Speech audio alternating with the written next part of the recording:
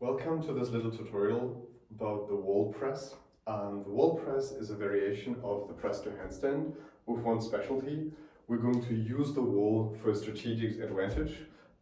Technically what the wall is doing for us, it's messing up the movement pattern slightly in the first place.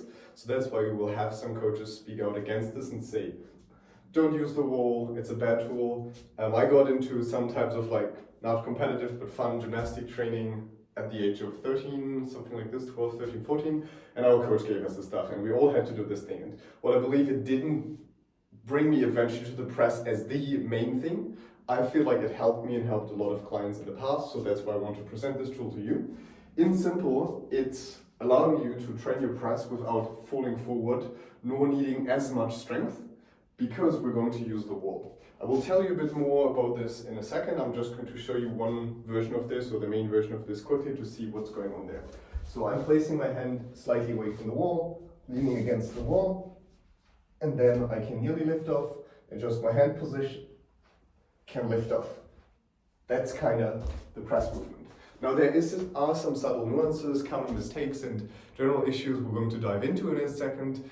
This is just what we're going to do. The cool thing with this one is you can train this with any press variation. So with a tuck, straddle or pike press, I'm starting reverse. So starting with a pike press, straight legs. You can also do the straddle press and you can do a tuck press. Those were just three quick variations of performing the press. You saw me do different leg movements. Now, it's good to try to perform these leg movements. The intensity is like the tuck is the easiest because you can get your legs as close as possible to your center of mass, meaning you need less lean and you can usually easier lift off. There's not this one perfect technique of when you need to bend your knees and when you extend them up. This is usually a super intuitive one, but most don't even consider the press. Still, it's something you can start with. I would say the main press to work with is the straddle one. Straddle one being, I'm showing you with my arms, that's easier to explain. I have my legs together as close as possible to my hands, which right now are my knees. Then what I want to do is I don't want to lift my legs like this because that's creating a massive leverage. What I want to do in the press is I want to open up my legs like this. So they still stay into hip flexion, they still stay in. I'm going to show this here. I'm not going to lift it up like this, it's the hardest. It goes sideways. And through this sideways opening motion on the wall, what we're able to accomplish is keeping the weight legs close to the hands, sideways, like when you look from the side, they stay roughly above the hands, creating a nice tucked in position or compressed position, which makes it leverage-wise much easier on the shoulders. And then as soon as the legs are relatively open, it opens up in some type of hip extension, back extension thing, combined movement.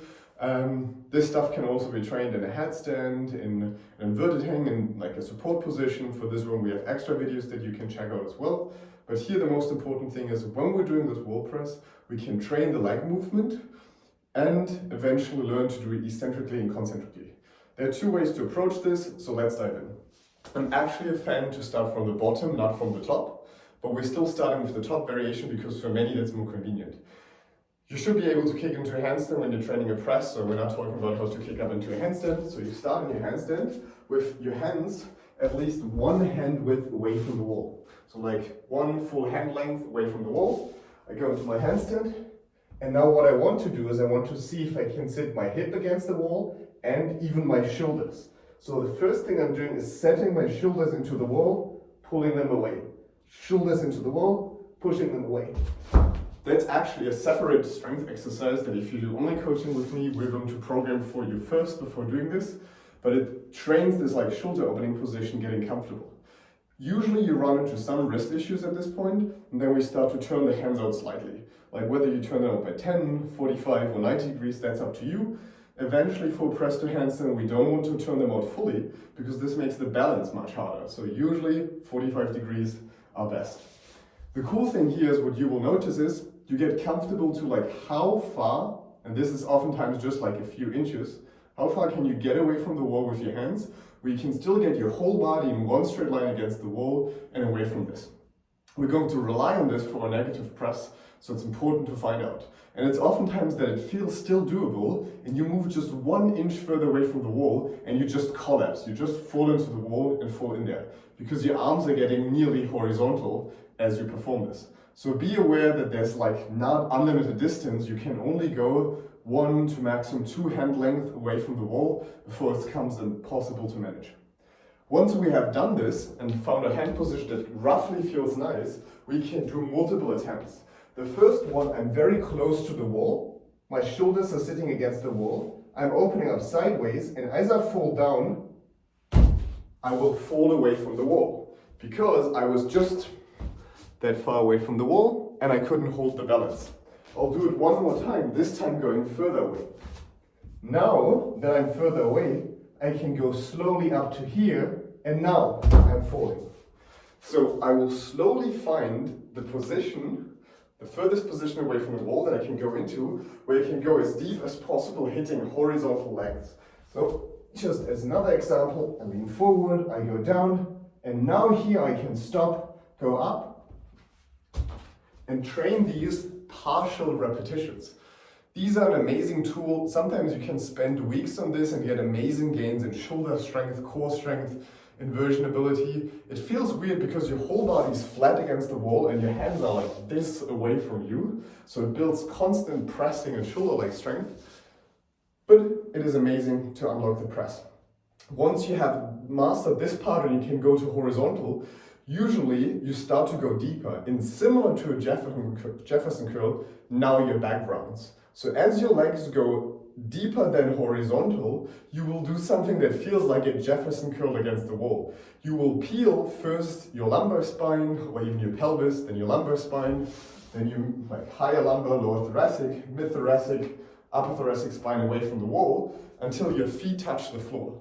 And oftentimes as you perform these reps, at a certain part you will just fall down, come down out of the rep, come back up, and you do these negatives until you lose control. Very similar to the journey of doing eccentric Nordics, you eventually just fall into your hands.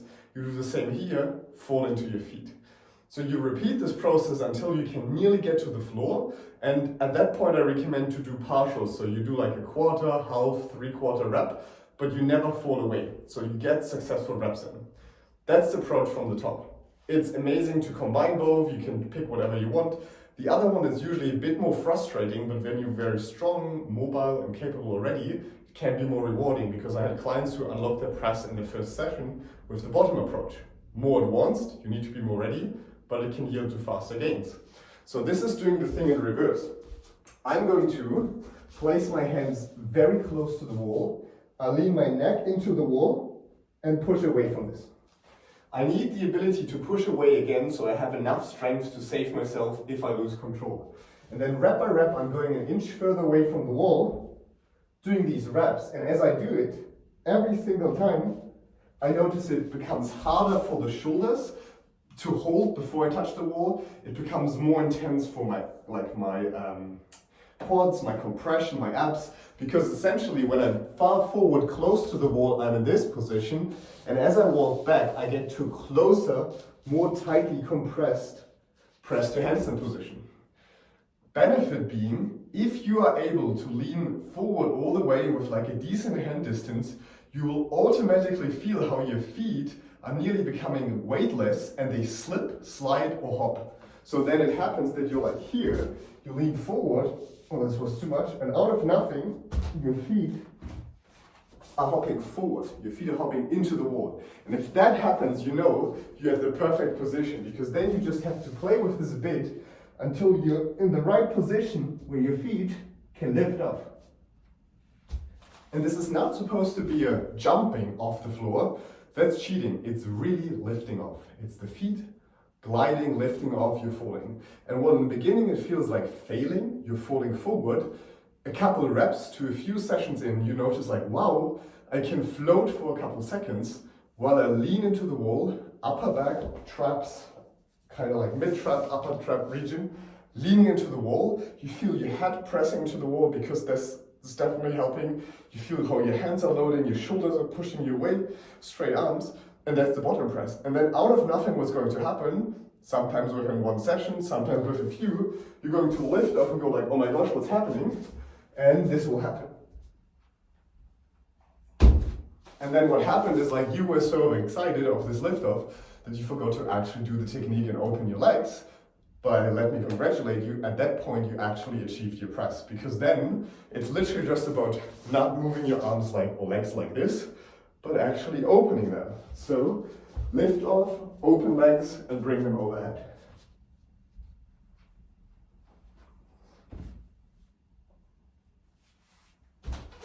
And that is how you learn the bottom-up press to handstand.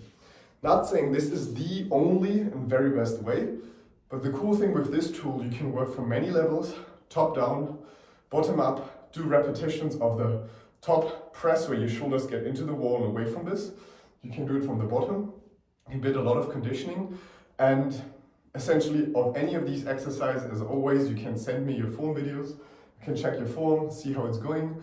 But the amazing thing is, with this tool, you have an amazing toolkit to train your press through different variations with wall support, and then get reps in. And in my experience, you get, like, as soon as you can do one, just takes a bit, like a few sessions at max, and you can do multiple reps of this thing, going up and down and up and down. And this volume is so key, because if you can get a few reps on the wall press, you're nearly guaranteed to get the freestanding one.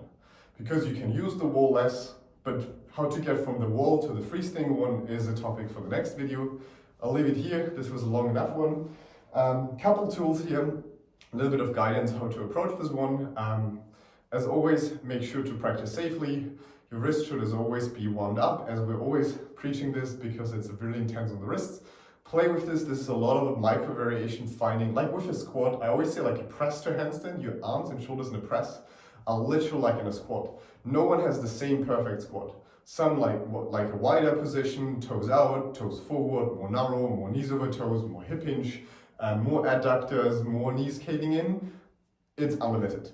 And this is the same thing with the press. Like some like the elbow pits forward and say that's perfect technique and fingertips straight forward. Others turn the elbow pits inward so that the kind of like lateral elbow muscles are working more. Then others like a mild bend or slightly wider hand position. Play with it, find out what works for you. Oftentimes the most rewarding thing is changing details and seeing what's working better, and you're off to a great start for your last stage of the press to handstand. Enjoy.